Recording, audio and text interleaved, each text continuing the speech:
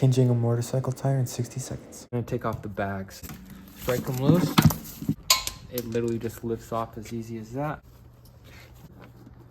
To take off the rear caliper, 22 millimeter on this side. You have this nut. And then just go ahead and take that out.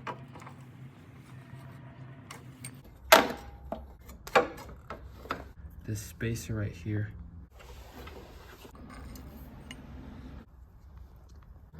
And pack it. Long cylinder. This back in.